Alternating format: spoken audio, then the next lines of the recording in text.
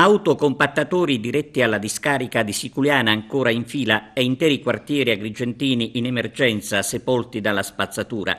Villa Seta, Monserrato e Villaggio Mosè sono le zone dove si avverte maggiormente il disagio di convivere con i rifiuti che costituiscono un grave attentato per la salute dei cittadini. Sulla vicenda, che non è affatto nuova ad Agrigento, visto che il problema si è tante volte presentato con la identica drammaticità, si registrano interventi dal tono pesante all'indirizzo dell'amministrazione comunale del capoluogo.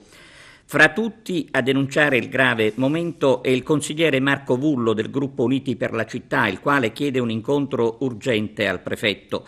La gestione dei rifiuti ad Agrigento, scrive Vullo, certifica il totale fallimento dell'amministrazione Firetto.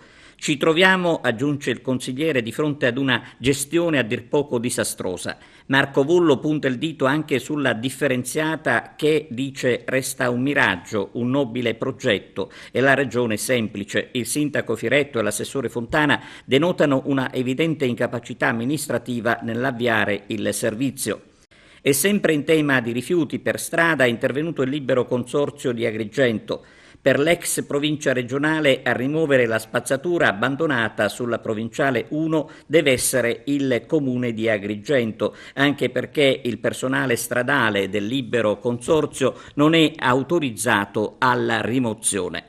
E dai rifiuti agli incendi, che nelle ultime ore hanno devastato una vasta zona a nord di Agrigento. In particolare le fiamme hanno attaccato le altre palme del viale Sicilia a Fontanelle, quelle che in pratica si erano salvate dall'incendio che nei giorni scorsi aveva quasi distrutto l'unico polmone verde della zona. Per gli abitanti di Fontanelle, quelle fatte dall'assessore Domenico Fontana a proposito delle palme di Viale Sicilia si sono rivelate promesse da marinaio, creando vane aspettative fino all'irreparabile che purtroppo è avvenuto, confermando il totale disinteresse del comune.